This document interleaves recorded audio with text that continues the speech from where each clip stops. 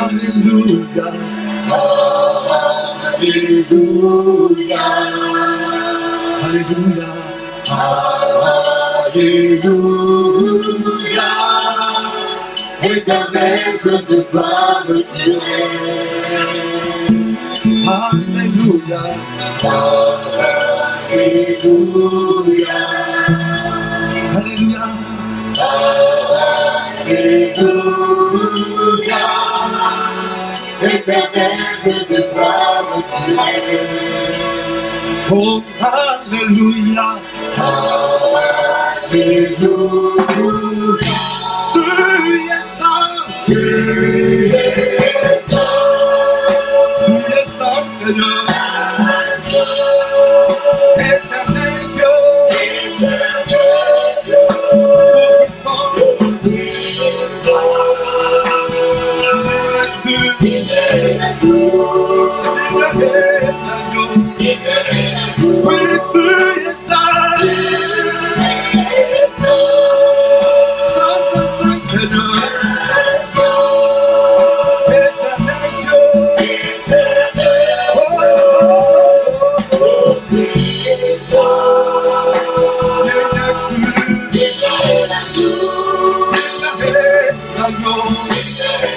Oh oui, tu es saint, tu es saint. Tu es saint, Seigneur. Éternel Dieu.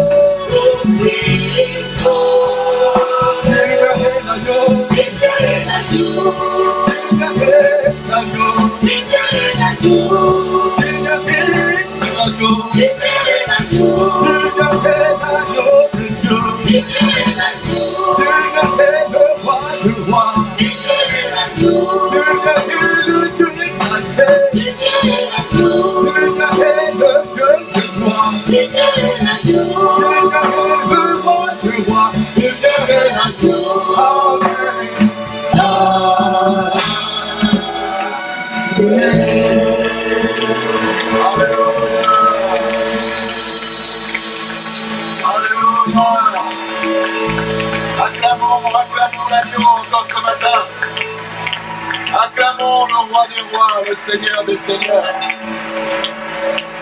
Acclamons le roi, alléluia, à lui soit la louange, à lui la gloire, à lui l'honneur, à lui l'autorité, alléluia. On acclame le roi ce matin, alléluia. À lui la gloire au siècle des siècles. Il est digne, il est digne. Il est digne d'être acclamé, digne d'être honoré, digne d'être célébré, digne d'être adoré. Gloire au ressuscité. Alléluia. Alléluia.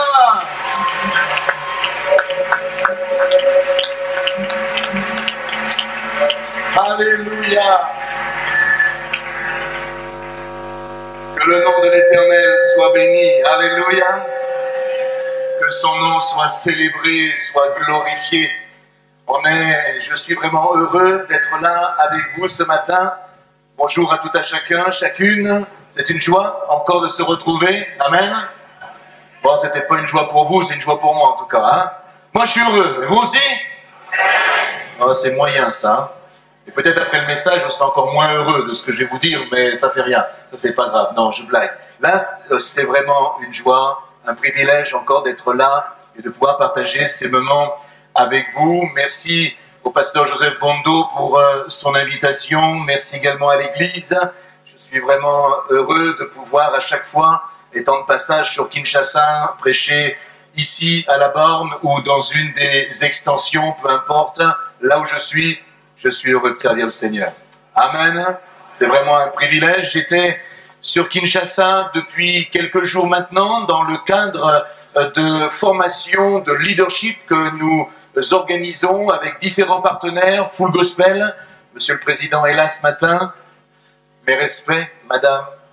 Mais également RTIF, Réseau de transformation et d'intercession pour les familles.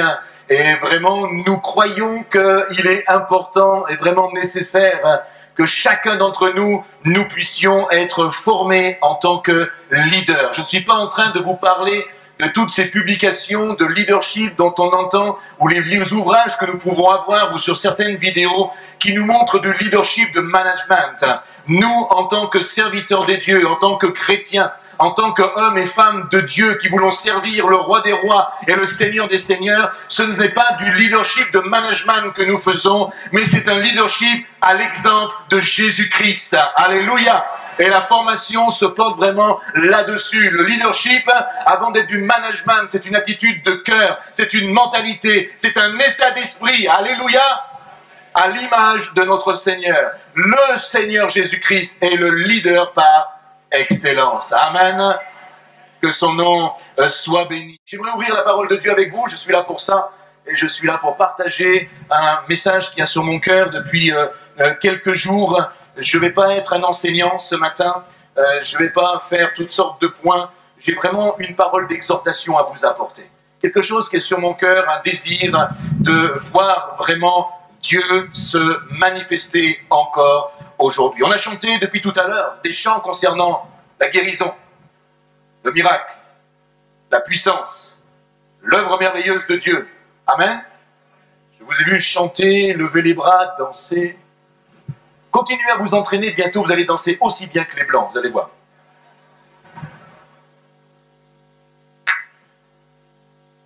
On a chanté plein de paroles merveilleuses. J'ai juste une question à vous poser. Est-ce que vous vivez ces paroles que vous avez chantées? Est-ce que le Dieu du miracle que l'on proclame est ce Dieu que vous vivez au quotidien?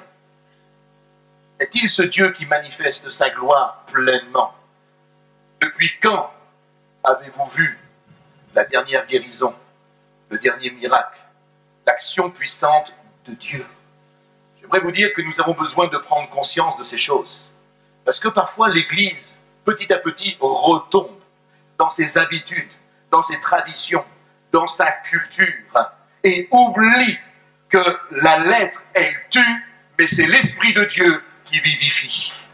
Et j'aimerais vous dire ce matin que je ne veux pas prêcher une lettre, je veux prêcher l'Esprit. Parce que l'Esprit vit, l'Esprit est puissant, l'Esprit transforme, l'Esprit change, l'Esprit nous amène dans une nouvelle dimension, une nouvelle destinée. Et ces choses, elles sont encore aujourd'hui pour l'Église de Jésus-Christ. Arrêtons simplement de remplir nos têtes, remplissons nos cœurs de la parole de Dieu. Et vivons-la pleinement. Des choses qui sont là, et j'aimerais partager un texte que certainement vous connaissez par cœur. Il est question de Bartimée. On va lire dans Marc, chapitre 10, le verset 46 jusqu'à 53. Et voilà ce qui nous est dit. Ils arrivèrent à Jéricho, et lorsque Jésus en sortit avec ses disciples et une assez grande foule, le fils de Timée, Bartimée, mendiant, aveugle, était assis au bord du chemin. Il entendit que c'était Jésus de Nazareth et il se mit à crier « Fils de David, Jésus, aie pitié de moi !» Plusieurs le reprenaient pour le faire taire, mais il criait beaucoup plus fort « Fils de David, aie pitié de moi !» Jésus s'arrêta et dit « Appelez-le ». Ils appelèrent l'aveugle en lui disant « Prends courage, lève-toi, il t'appelle ». L'aveugle jeta son manteau et se levant d'un bond, vint vers Jésus. Jésus, prenant la parole, lui dit « Que veux-tu que je te fasse ?» « Rabouni » lui répondit l'aveugle, « que je recouvre la vue. » Et Jésus lui dit « Va, ta foi t'a sauvé, Et aussitôt, il recouvra la vue et il suivit Jésus dans le chemin. Amen. Jéricho. Jéricho, une ville remplie d'incrédulité. Il y a une chose parmi tant d'autres qui peut nous empêcher de recevoir la bénédiction, chers amis. C'est l'incrédulité et également la manière dont nous considérons ce qui se passe lors de nos rassemblements et de ces temps spirituels. Aucun détail ne nous a donné ici de ce qui a pu se passer à Jéricho. C'est étonnant, hein? La Bible nous dit que Jésus est entré et il est ressorti. Il semble que Jésus n'a rien pu accomplir, rien pu faire, si ce n'est peut-être de voir Zachée, d'avoir une discussion avec lui, de manger chez lui, mais rien apparemment n'a été accompli dans cette ville. Je me suis posé certaines questions. Est-ce que Jésus n'était pas en forme ce jour-là? Peut-être qu'il était fatigué et il n'a rien pu accomplir. Ou peut-être qu'il n'avait pas ce jour-là tous les dons spirituels pour accomplir une œuvre surnaturelle.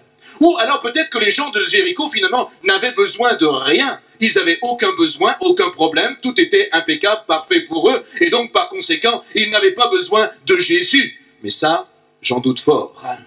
Alors pourquoi Jésus n'a-t-il rien pu accomplir dans cette ville? Eh bien, tout simplement parce que les gens de Jéricho n'avaient aucune considération quant à la venue de Jésus au milieu d'eux. Et par conséquent, Jésus n'a rien pu accomplir. J'aimerais vous dire qu'il y a un principe biblique et spirituel qui veut que nous recevions des moments spirituels, que nous vivons ensemble les uns et les autres, que nous vivions et que nous recevions ce que nous en reconnaissons. Si vous ne reconnaissez pas l'application d'un ministère prophétique, eh bien vous ne recevrez rien de ce ministère.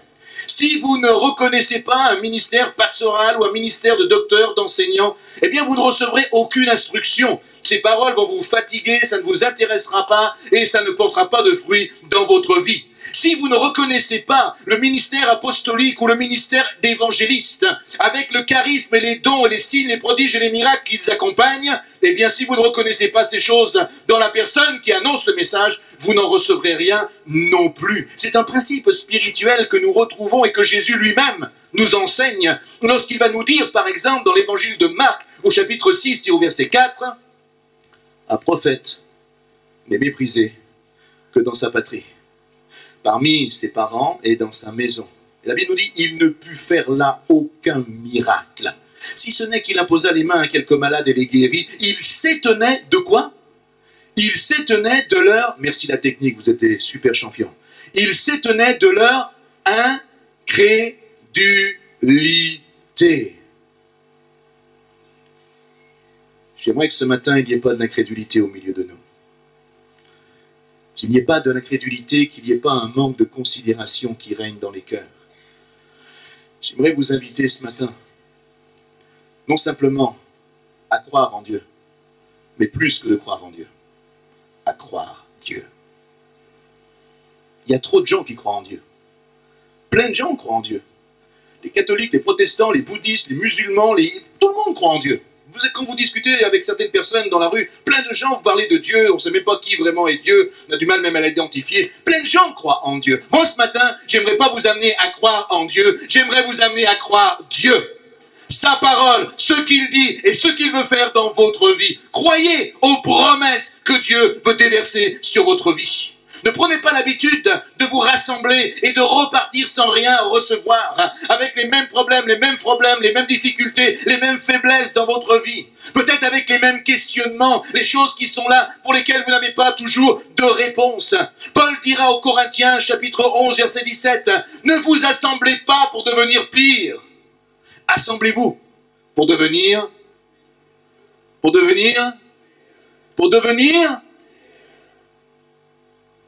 Pourquoi êtes-vous venu ce matin? Par habitude? Par tradition? Est-ce que vous désirez vraiment voir le Seigneur vous accorder ses grâces, ses bontés? Peut-être qu'il y a des choses qui vous gênent aujourd'hui encore. C'est le temps ce matin de s'approcher de ce Dieu vivant et de lui dire, Seigneur, il y a peut-être des choses dans mon cœur, dans ma vie, dans mon couple, dans ma famille, qui ne vont pas. J'ai besoin que tu me libères. Ça fait peut-être des années que je vis ces choses, mais je ne veux pas rester dans l'incrédulité, être inconsidéré, mais je veux m'approcher de toi avec foi ce matin. Pas simplement croire en toi, mais te croire, toi. La Bible nous dit qu'il y a une constatation. Le texte que nous avons lu nous amène à voir un homme qui est assis au bord du chemin. Et cet homme s'appelle Bartimée. Bartimée, c'est comme s'il n'avait pas de nom. C'est pas son nom. C'est un nom d'emprunt. Bartimée, ça veut dire quoi? Ça veut dire fils de Timée. Ça veut dire que c'est quelqu'un qui n'a pas de nom, mais c'est juste le fils de quelqu'un. Vous me suivez? Il n'a pas vraiment d'identité. Il n'a pas vraiment de personnalité. Il est quelconque. Quelconque à cause de quoi? À cause de sa situation, à cause de ce qu'il vit, à cause de sa misère, à cause de la manière dont il est arrivé sur cette terre, la façon dont il est arrivé dans ce monde. Ça me fait penser un petit peu à ces hommes et à ces femmes qui peut-être sont au milieu de nous ce matin. Peut-être vous nous entendez à travers les médias, la radio, la télévision, peu importe, mais vous êtes peut-être de ces hommes et de ces femmes-là, comme Bartimée, et vous pensez quoi? Vous pensez que finalement vous ne valez rien ou pas grand-chose, que vous n'avez pas vraiment de valeur. Pourquoi? Peut-être parce que vous pensez que vous n'êtes pas né correctement. Peut-être que certains pensent qu'ils n'ont pas été choisis, voulus, désirés. Certains sont même nés de viol ou d'inceste. Certains pensent qu'ils ne sont pas nés dans la bonne famille, à la bonne époque, au bon moment ou dans le bon milieu social. J'aimerais simplement vous dire ce matin que pour Dieu, peu importe comment vous êtes arrivé sur cette terre, ce qui importe pour Dieu, c'est que vous deveniez une nouvelle créature. Parce que même si votre famille vous a renié, même si votre père, votre mère ne vous voulait pas, et peut-être même vous avez été rejeté, j'aimerais simplement vous dire ce matin que Dieu n'était pas à la base celui qui vous rejetait, mais lui, il vous a choisi, il vous a aimé, et il a écrit pour vous une destinée. Quelque chose a été écrit pour toi. Peu importe la manière dont tu es arrivé sur cette terre. Le Seigneur s'en moque complètement. Ce qui importe aujourd'hui, c'est que tu es quelqu'un qui va comprendre le plan de Dieu et tu vas entrer dans le plan de Dieu pour ta vie. Alléluia. Dieu a préparé une destinée pour chacun d'entre nous. Peu importe notre origine, peu importe ce qui s'est passé dans notre vie, peu importe les souffrances. J'aurai pas le temps ce matin, moi, de vous raconter mon histoire, mes origines, ce que j'ai pu vivre étant enfant, adolescent. Mais cela n'a aucune importance. Ce qui a de l'importance, c'est pas le fait qu'à trois reprises de ma vie, on a voulu me l'ôter. 3 fois, la mort est venue pour que je ne puisse plus continuer. Moi-même, je ne savais pas que j'étais appelé un jour à servir Dieu. Dans le cœur de ma mère, il y avait quelque chose. Mais tout cela n'a pas d'importance. Ce qui est important, c'est qu'un jour, j'ai pu faire cette même rencontre que Bartimée a fait et qui a changé sa vie. Alléluia. Peut-être que nous devrions réaliser cela ce matin. Bartimée a été un homme qui était aveugle, mais il a fait une rencontre extraordinaire. Pour lui, sa vie se résumait à rien. La seule chose qu'il était pour lui opportun, c'était de trouver sa subsistance chaque jour. Mais il a rencontré Jésus. Peut-être que certains se disent ce matin, mais qu'est-ce qui nous fait le pasteur du Vieux-Art? On est au culte le dimanche matin. Et lui, il nous fait de l'évangélisation. Mais rencontrer Jésus, mais ça fait des années que j'ai rencontré Jésus. 5 ans, 10 ans, 15 ans, 20 ans, 30 ans, 40 ans. Je connais Jésus. Je sais qui c'est, Jésus. Je le chante, je le loue, je le célèbre. Chaque semaine. Oui.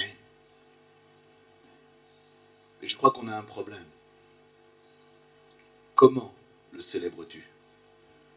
Comment le loues-tu?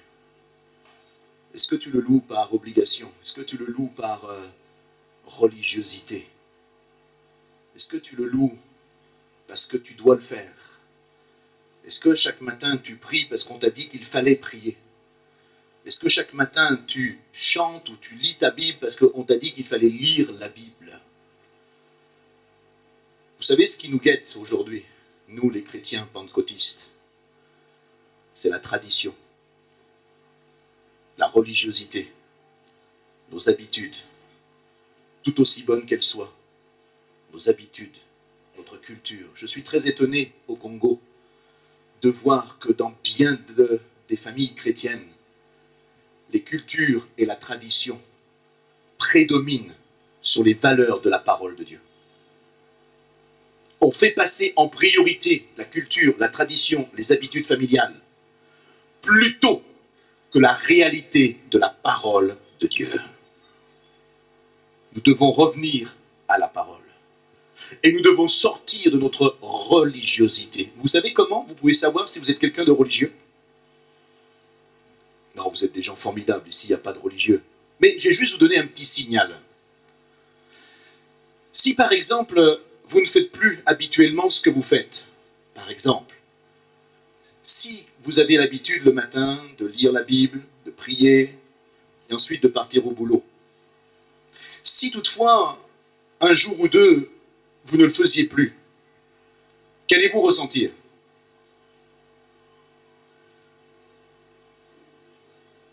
De là? Là? La culpabilité. Si vous ressentez de la culpabilité, alors ça veut dire que vous êtes en train de devenir des religieux. Ouh là, je sens que vous m'aimez beaucoup moins ce matin.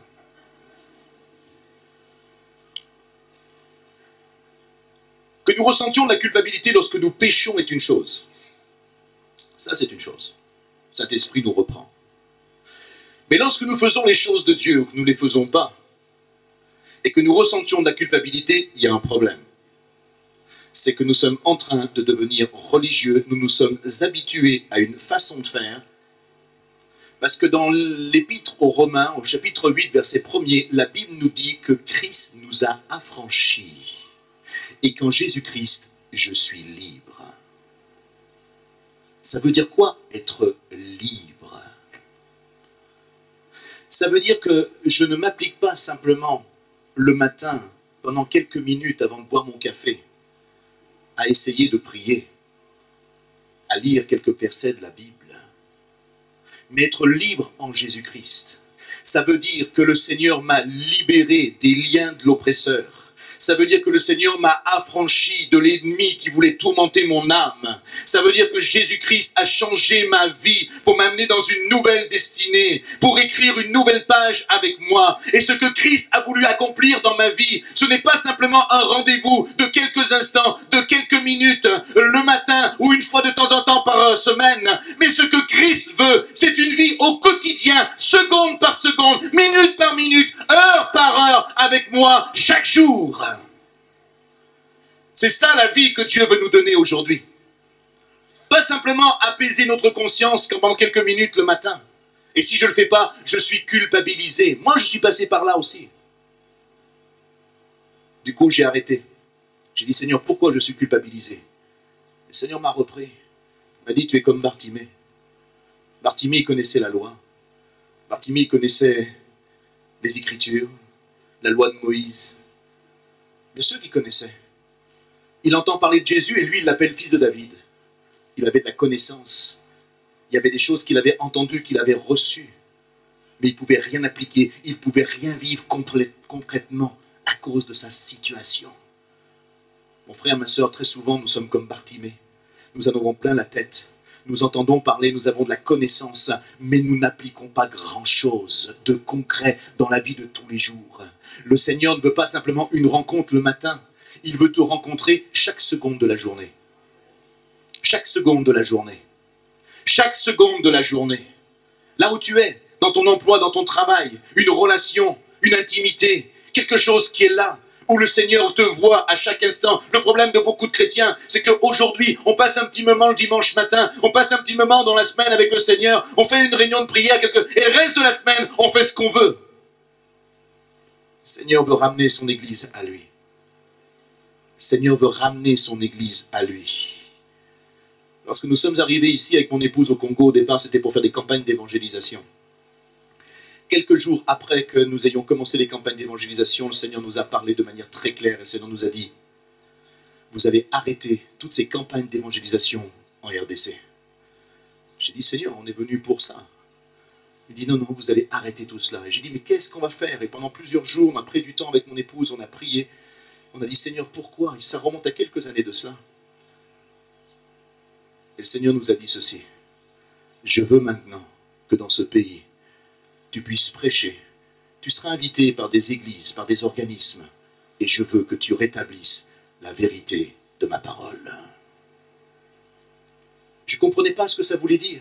Quand je suis arrivé ici pour la première fois, il y a bien des années, je voyais des églises de partout et moi, dans ma simplicité, je pensais que tout le monde prêchait l'évangile, annonçait la parole. Mais combien j'ai été surpris, et de plus en plus surpris, de voir et d'entendre toutes ces fausses doctrines, toutes ces choses aujourd'hui qui circulent. Et là où je suis encore le plus surpris, c'est de voir des chrétiens qui y croient, qui y adhèrent, et qui sont en train d'entrer dans des choses mais incroyables, se détournant complètement de la volonté et de la parole de Dieu. Je comprends alors qu'il est nécessaire de ramener la vérité de la parole. Vous savez pourquoi? Parce que si vous ne vous préparez pas, l'Église est à deux doigts d'être enlevée. Je ne sais pas si vous prenez conscience de cela, mais l'Église est à deux doigts d'être enlevée. Combien de temps il nous reste? Je ne sais pas. Je ne peux peut-être pas vous donner de date. Mais c'est une question de mois, peut-être d'années, mais c'est même pas sûr. Parce que lorsque vous étudiez toutes les prophéties bibliques, quand vous prenez tout ce qui concerne Daniel, toutes ces prophéties aujourd'hui se sont accomplies. Il n'y a pratiquement plus rien aujourd'hui qui empêche, non pas le retour de Jésus, ni la fin du monde, mais l'enlèvement soudain de l'Église de Jésus-Christ. Nous vivons comme si nous avions encore peut-être 10, 15, 20, 30, 40 ans. Nous oublions complètement qu'en un instant, l'Église sera ôtée de la terre. La vraie question, c'est, est-ce que tu es convaincu de partir? Parce que Dieu regarde nos vies, il regarde nos cœurs, il regarde ce que nous pratiquons, il regarde là où nous en sommes avec lui. Et les temps sont vraiment proches. Ils brûlent. Ils sont là. Les signes dans le ciel, comme sur la terre, nous indique que l'avènement du Seigneur est vraiment pour très, très, très bientôt. Mon frère, ma soeur, chers amis, préparez-vous pour partir à la rencontre du Seigneur dans les cieux. Ah, vous allez me dire, mais ça fait 2000 ans qu'on en parle, pasteur. Depuis ma conversion, on me parle que l'Église va être enlevée. Oui. Sauf qu'il y a encore 10 ans, je ne vous aurais pas parlé de la même manière. Pourquoi? Parce que des prophéties devaient s'accomplir encore. Sauf qu'aujourd'hui, Dieu augmente la connaissance et nous fait prendre conscience des choses qui sont en train de se passer. Et nous sommes en train d'arriver aujourd'hui à un terme. J'aimerais juste vous poser une question. Si vous aviez encore moins d'une année à vivre sur cette terre, comment vivriez-vous cette année? De quelle manière vous allez vivre cette année? Quelles valeurs vous allez mettre en place cette année? Comment serez-vous influent cette année? De quelle manière vous allez marcher avec le Seigneur? J'aimerais vous dire que ces choses sont vraiment très sérieuses et que ce n'est pas un message d'évangélisation que je fais ce matin. Mais j'invite chaque croyant, chaque chrétien à avoir comme tout à nouveau une nouvelle rencontre avec Jésus-Christ.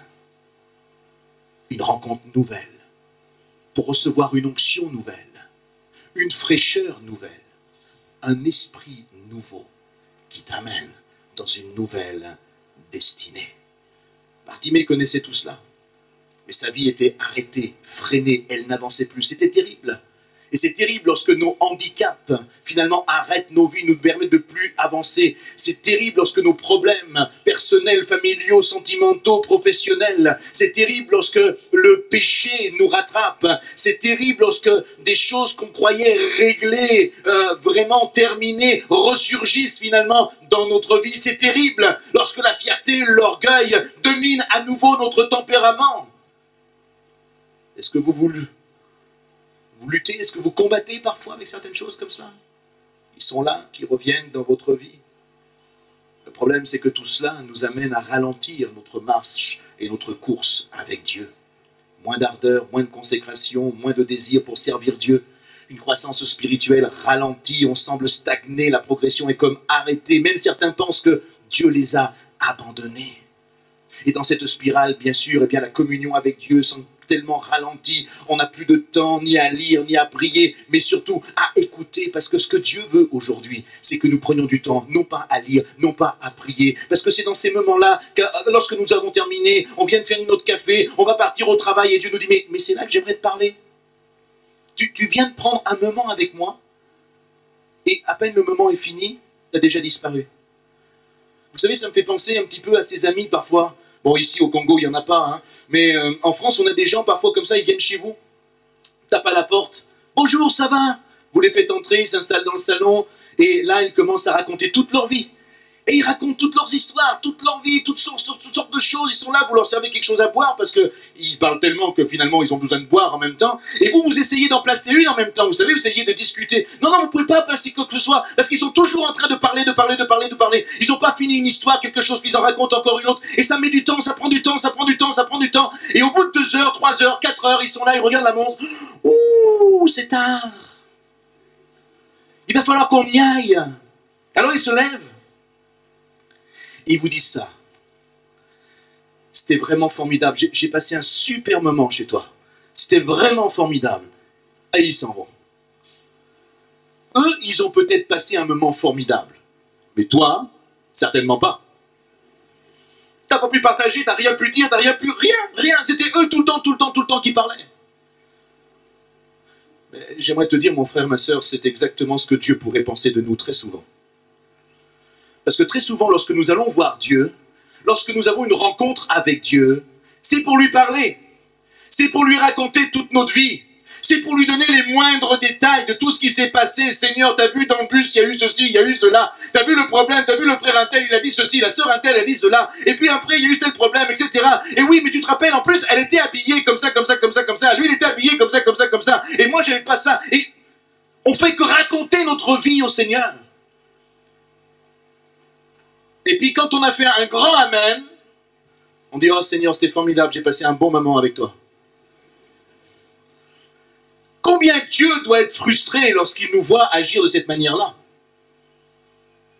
Frères et sœurs, chers amis, j'aimerais vous dire que Dieu aujourd'hui est encore le Dieu qui parle. Et l'Église de Jésus-Christ a besoin de recevoir de nouvelles révélations de la part du Dieu vivant et vrai. Et nous avons besoin de réapprendre à nos oreilles à écouter la voix de Dieu. Nous avons besoin d'apprendre à nos oreilles à écouter la voix de l'Esprit et à être sensibles à la manière dont Dieu avertit son Église aujourd'hui. Arrêtons de parler sans arrêt à Dieu. Passons du temps dans sa présence pour l'écouter. Parce que Dieu veut nous interpeller encore aujourd'hui. Le fait de passer que du temps comme ça, parce que même la prière peut devenir routinière, habituelle, culturelle, traditionnelle. Oh, j'ai pas prié aujourd'hui, qu'est-ce que le Seigneur va penser de moi? Mais il va rien penser de toi, il n'a pas besoin de savoir si tu pries ou si tu pries pas. Ce que Dieu veut, c'est que tu l'écoutes. C'est ça qu'il veut dans un premier temps.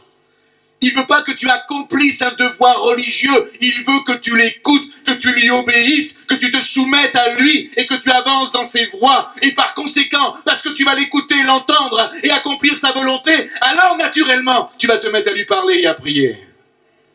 Mais c'est dans ce sens-là. Et nous avons tout inversé. Nous faisons nos petits devoirs religieux. Et puis nous disparaissons. Nous critiquons les catholiques, les protestants, les uns les autres, mais parfois, on n'est pas mieux qu'eux. On n'est pas mieux qu'eux. Parce qu'au fur et à mesure, l'être humain, l'homme, reprend sa nature. Et on refait la même chose. Frères et sœurs, où est la Pentecôte aujourd'hui? Est-ce qu'on est une église de Pentecôte? Vous êtes pentecôtiste? Je suis pentecôtiste. Où sont les témoignages de la Pentecôte? Baptême dans le Saint-Esprit, puissance de la guérison divine, miracle, signe et prodige de la part de Dieu. Alléluia. Dieu n'a pas changé, il est le même. Il agit encore aujourd'hui, nous devons le croire. Certains attendent le réveil. J'aimerais vous dire, c'est pas la peine d'attendre le réveil. Dieu est déjà là. Zambé Azali Awa. Il est là. Il attend que simplement ses enfants puissent s'approcher de lui et y croire. Il y a quelques jours de cela, nous avons eu un sujet de prière important. Une jeune femme nous a dit que sa sœur, qui était enceinte, était dans une situation vraiment délicate parce que tout le placenta à 50% était décollé. S'il y a des médecins dans la salle, vous savez qu'un placenta, ça ne se recolle pas. Le médecin était très critique, elle a fait échographie, toutes sortes d'examens. Et vu la situation, elle a téléphoné à l'église, elle a dit « Priez pour moi parce que soit je suis obligé de rester tout le temps allongé pendant au moins 7 mois encore, soit comme le prédit le médecin, je vais perdre l'enfant. » Alors nous avons prié, simplement, le Dieu vivant est vrai. 2 jours après, elle refaisait les examens. Ça s'est passé il y a 10 jours, 15 jours. 2 jours après, elle refaisait les examens.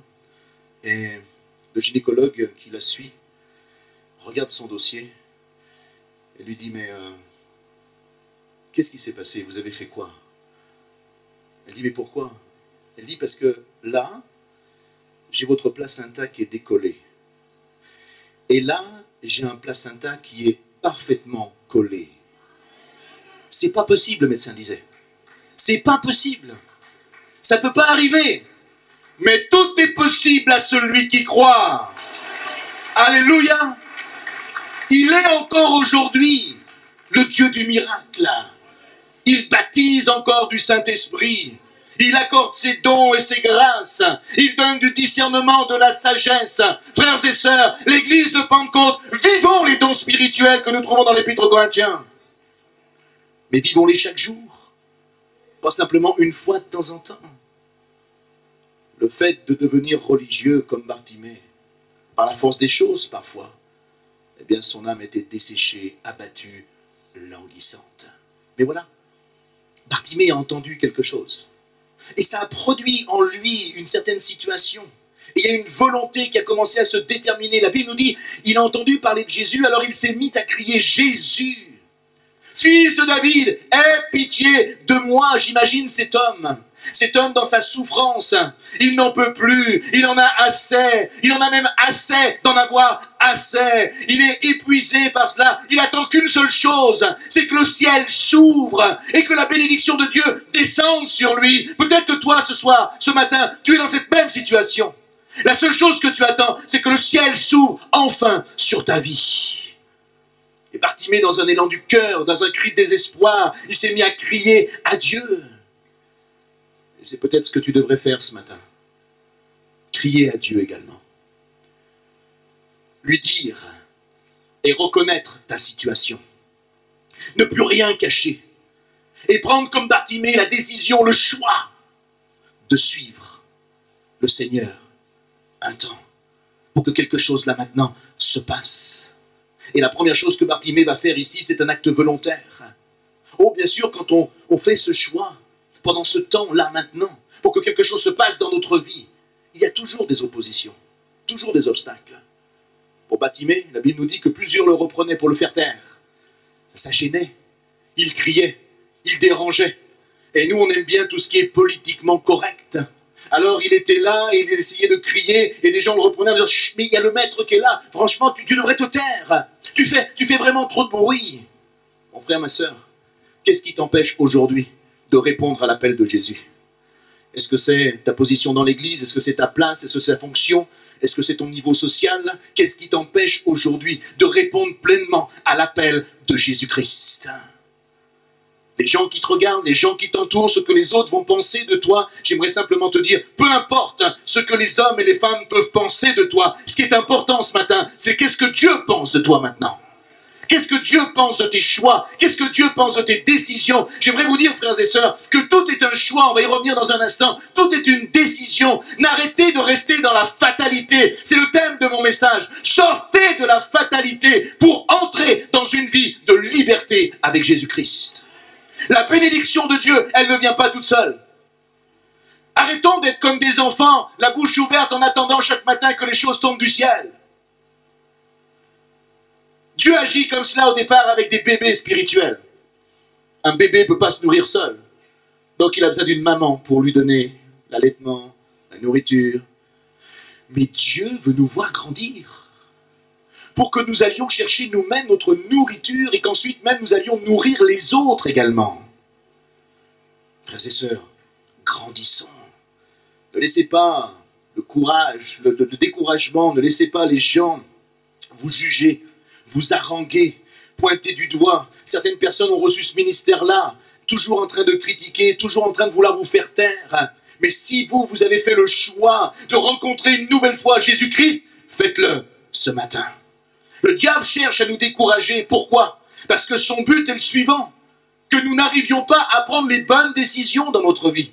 Que nous ne persévérions pas jusqu'au bout.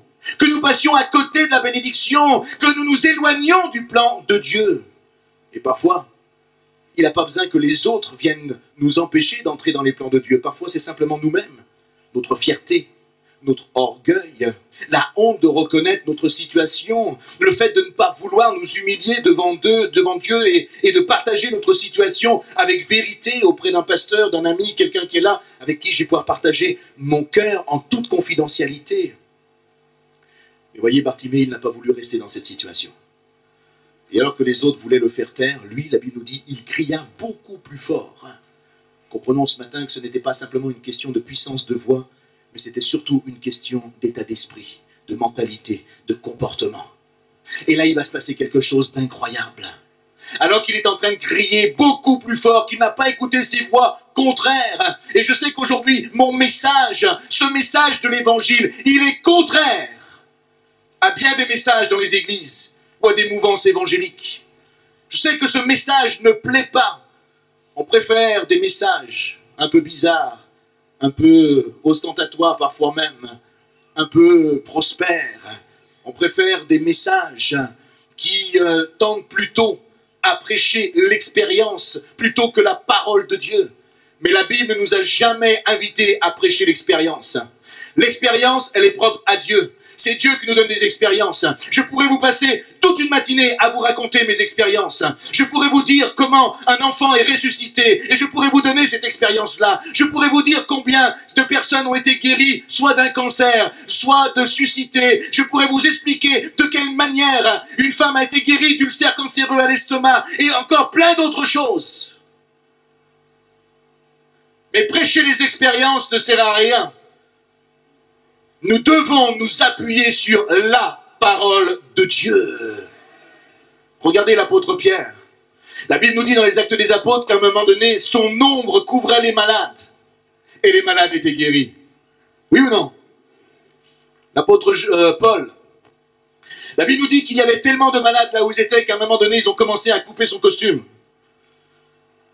Et tous ces vêtements qui étaient coupés, il les prenait et il les appliquait sur les gens qui étaient malades. Et les malades guérissaient. Oui ou non? À quel moment Pierre ou l'apôtre Paul, dans leurs écrits plus tard, vont relater ces événements? À quel moment ils vont prêcher leur expérience? À quel moment ils vont dire, regardez comment il faut faire? Voyez, quand le soleil arrive à telle heure et que l'ombre couvre à peu près à ce degré-là, alors là, mettez-vous dehors et couvrez les malades. Vous allez voir, les malades vont être guéris. À quel moment ils enseignent ces choses?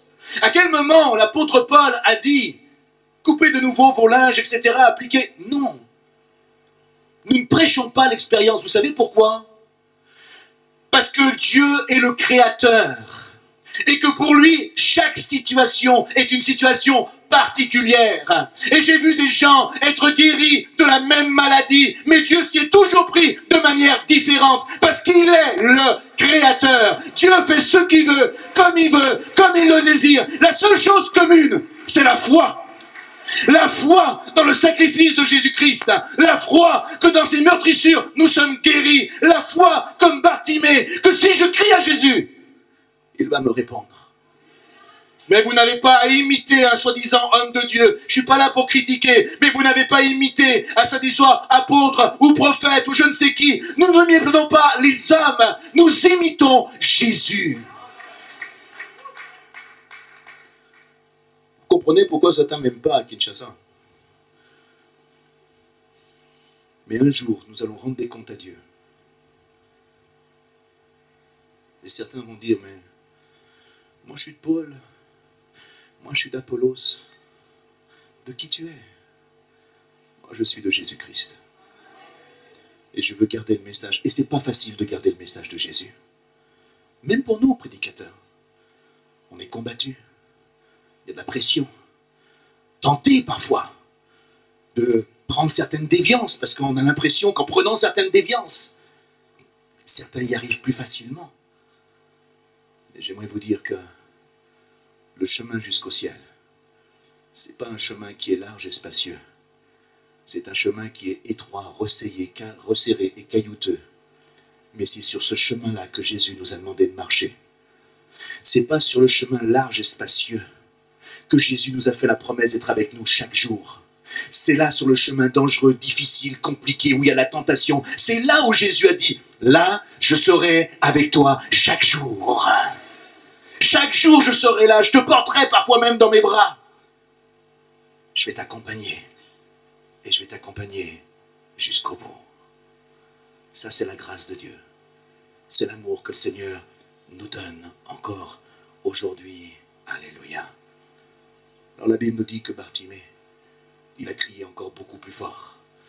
Il n'a pas écouté toutes ces tentations, il n'a pas écouté tous ces gens, la peur du qu'en dira-t-on et toutes ces choses. Non, la Bible nous dit qu'il s'est mis à crier et à crier et à crier encore beaucoup plus fort. Sa disposition de cœur était telle, c'est qu'il voulait vraiment que Jésus fasse quelque chose. Et là, il va se passer un événement extraordinaire. Au verset 49, la Bible nous dit que Jésus s'est arrêté et il dit, appelez-le.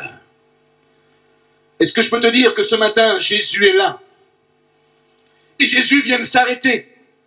Je ne connais pas votre problème, je ne connais pas votre situation. Je ne sais pas si c'est de la maladie, si c'est un problème familial, si c'est un problème financier, un problème matériel, un problème professionnel ou autre. Mais peu importe votre problème, ce que j'aimerais vous dire ce matin, c'est que Jésus, là, s'est arrêté dans ce lieu.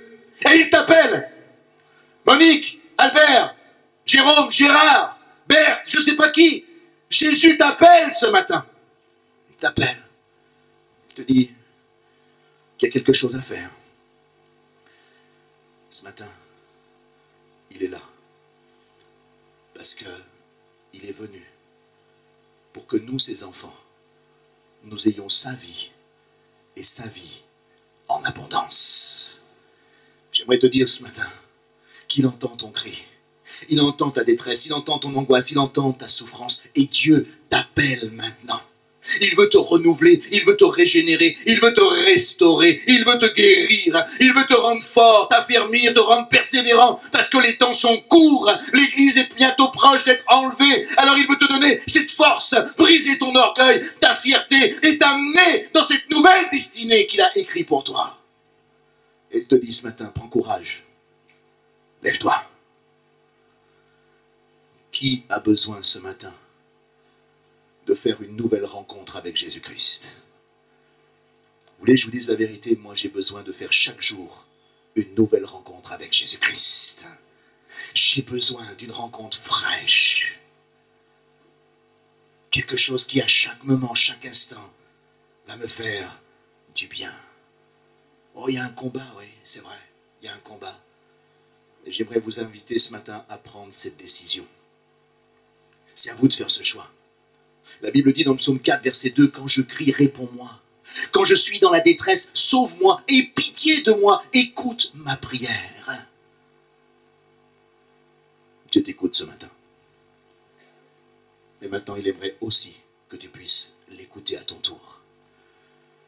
Vous savez ce qui a fait la force de Bartimée et ce qui a fait la différence avec bien des personnes qui souvent restent dans la même situation? C'est que Bartimée, lui, il a eu une attitude qui a déterminé son altitude avec Dieu. Son attitude a déterminé son altitude.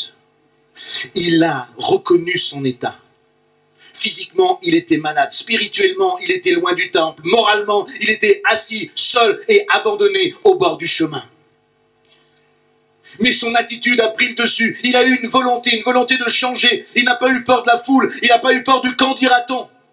Alors il a engagé, troisièmement, un processus avec le Seigneur. Il s'est mis tout d'abord à crier pour être entendu.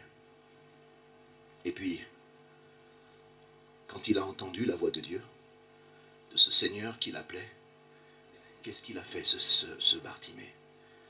Oh, c'est extraordinaire. La Bible nous dit, alors qu'il était là, assis au bord du chemin, est-ce qu'il espérait que quelque chose se passe?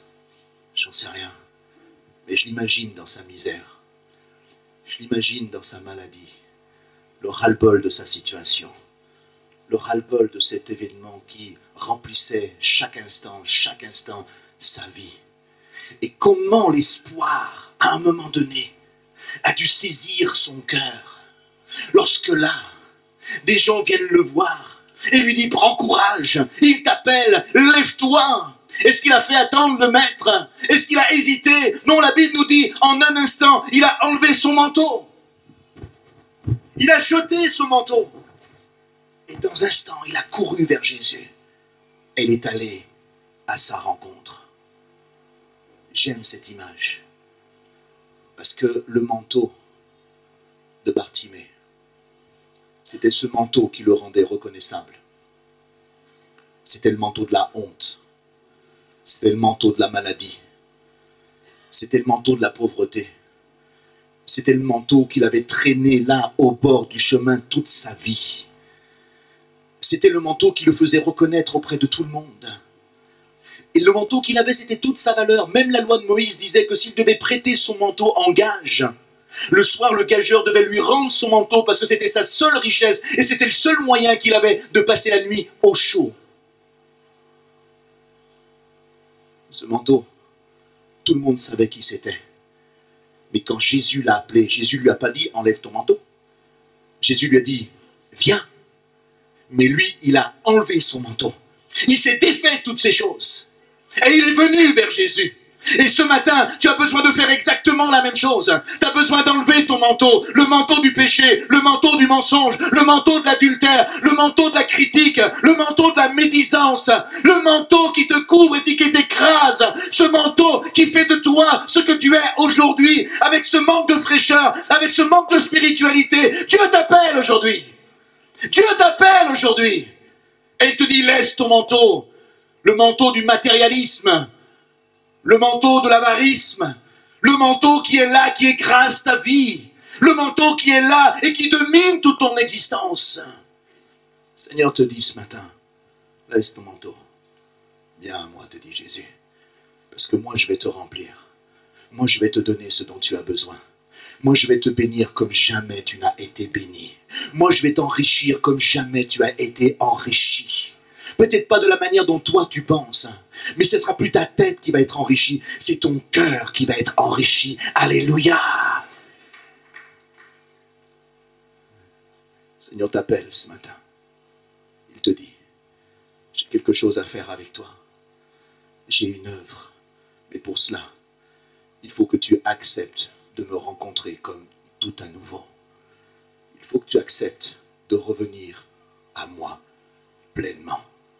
J'aimerais vous inviter ce matin à mettre par terre votre religiosité, vos habitudes, votre culture, vos pratiques, les habitudes de vie, les coutumes familières. Mettez tout ça aux pieds de Jésus. Venez à la parole. Venez à la parole. La parole, elle est vivante. Et c'est la parole qui va changer votre vie. Alors j'aimerais terminer en faisant un appel simple ce matin.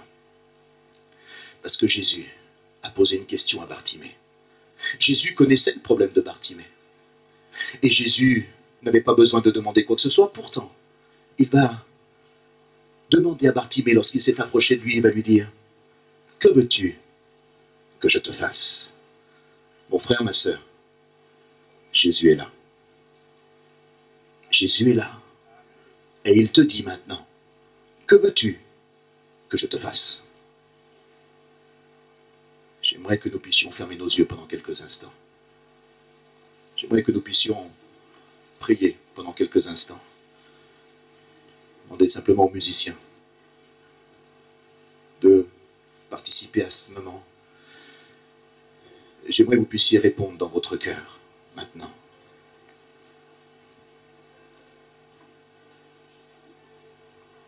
Déposez ce matin votre manteau.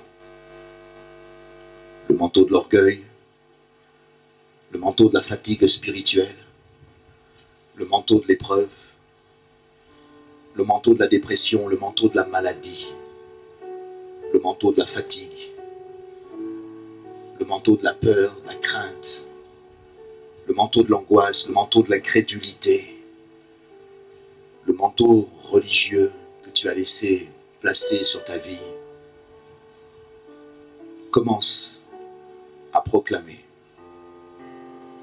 Lorsque Jésus a demandé à Bartimée ce qu'il voulait, cela nous enseigne que nous avons besoin de proclamer auprès des ténèbres que nous abandonnons maintenant toutes ces choses qui nous ont attachés, toutes ces choses qui nous ont liés. Nous proclamons devant la puissance des ténèbres, le diable, les démons, que toutes ces choses qu'ils ont essayé d'utiliser sur nos vies pour nous façonner, nous disons à l'ennemi ce matin, nous n'en voulons plus. Nous voulons Jésus-Christ et Jésus-Christ seul. Nous voulons son amour, sa grâce. Nous voulons son action dans nos cœurs et dans nos vies. Je dépose à ses pieds tout ce manteau qui est lourd et qui m'empêche d'avancer. Commencez à déposer aux pieds de Jésus toutes ces choses. Commencez à les déverser. Déversez-les. Déversez-les. Commencez à confesser vos péchés. Commencez à confesser les choses qui sont là, qui sont malsaines. Ces choses qui ne sont pas à la gloire de Dieu. Ces choses qui, vous le savez, vous empêchent d'avancer, vous empêchent d'aller plus loin. Commencez encore et encore à les apporter à Jésus. Est-ce qu'il y a des Bartimée ce matin? Est-ce qu'il y a des hommes, des femmes qui sont prêts à crier à Jésus en disant « Sauve-moi, fils de David, Jésus, aie pitié de moi. Aie pitié de ma situation. Aie pitié de ce que je vis. Aie pitié de tous les engagements que j'ai pris pour toi et que je n'ai pas respectés. Pardon, Seigneur. J'ai dit que j'allais faire, je ne l'ai pas fait. J'ai dit que j'allais donner, je n'ai pas donné. J'ai dit que j'allais dire et accomplir, et je n'ai ni dit ni accompli. Seigneur, pardonne-moi. Change mon cœur. Fais de moi un être nouveau maintenant. J'ai besoin de ta grâce. Les temps sont courts, je sais que bientôt tu vas enlever ton église. Seigneur, non simplement je vais te sauver, mais pendant ces quelques mois ou ces quelques années qui nous restent, je veux accomplir ton œuvre pour le royaume de Dieu. Je ne veux pas être sauvé comme au travers du feu, mais je veux contribuer à l'avancement de ton règne ici-bas. Oh Jésus.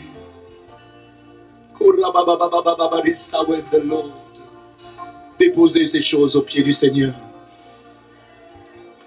Déposez toutes ces choses et commencez à dire au Seigneur maintenant ce que vous voulez recevoir.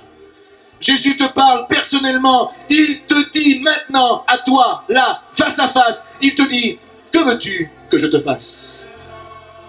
Parle au Seigneur maintenant. Réponds-lui, que veux-tu que je te fasse? Donne une réponse au Seigneur maintenant. Simple, clair, net. Et le Seigneur va le faire maintenant. Alléluia. Oh Dieu de grâce.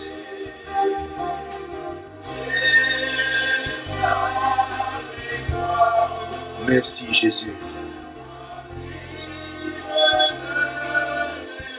J'aimerais inviter maintenant, alors que vous êtes en train de répondre à cette question que Jésus vous a posée. Si vous êtes interpellé maintenant, que vous identifiez à ce message et que vous faites partie de ceux et de celles qui ont besoin de faire une nouvelle rencontre avec Jésus, alors je vous invite à vous lever à votre place, afin que maintenant le Saint-Esprit puisse vous visiter et qu'une œuvre de Dieu se fasse en vous. Et je prie maintenant dans le nom de Jésus, pour que l'Esprit de Dieu, l'Esprit de puissance descende dans ce lieu maintenant. Je prie pour qu'un esprit de libération, de délivrance vienne et simplement œuvre maintenant dans le nom de Jésus. Je prie pour qu'il y ait là l'Esprit de Dieu, l'Esprit de guérison, l'Esprit de force, d'amour, de puissance qui se manifeste maintenant dans cet auditoire. Je prie pour que tu reçoives la guérison physique. Au nom de Jésus, je prie pour que tu sois libéré, changé, transformé. Je prie pour que la grâce de Dieu te touche maintenant et qu'il y ait une action puissante de l'Esprit de Dieu dans ta vie. Je prie pour que lorsque tu vas sortir de ce lieu tout à l'heure, tu sois complètement différent de ce que tu es rentré tout à l'heure. Parce que la puissance de Dieu t'aura visité. Oh Dieu de grâce.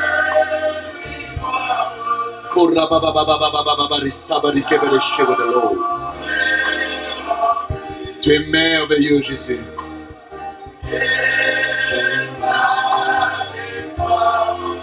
Oh, Kebadarabaye Santoro.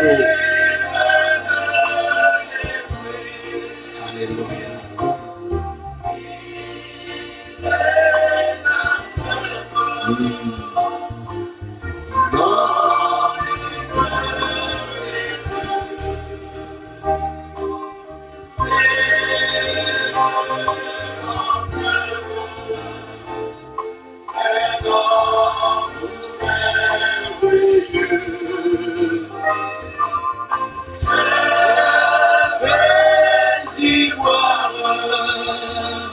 Son amour m'est rempli et sa victoire m'anime de l'esprit. Seigneur, je te prie ce matin pour tes enfants qui sont debout et qui crient à toi.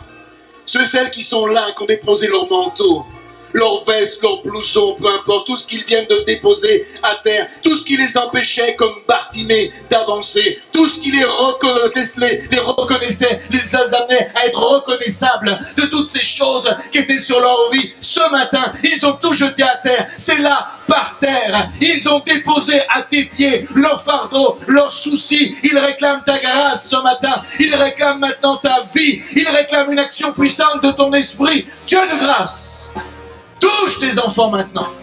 Viens les visiter. Descends sur leur vie. Et maintenant, restaure, guéris, redonne la vue. Je prends autorité dans le nom de Jésus contre toute forme de maladie. J'ordonne maintenant à la maladie de quitter ton corps. J'ordonne à tous ces liens diaboliques, ténébreux, qui te tiennent attaché. Je les brise maintenant dans le nom de Jésus. Je prie pour que maintenant l'action puissante de l'Esprit de Dieu visite ta vie. Toi, ici, dehors, là où tu te trouves, sous une tente ou autre, tu reçois maintenant l'action de l'Esprit de Dieu. L'amour de Jésus, tout ce qu'il a accompli à la croix, tu en es bénéficiaire maintenant. Alors change le cœur de tes enfants. Le Seigneur te dit ce matin, va. Ta foi t'a sauvé maintenant.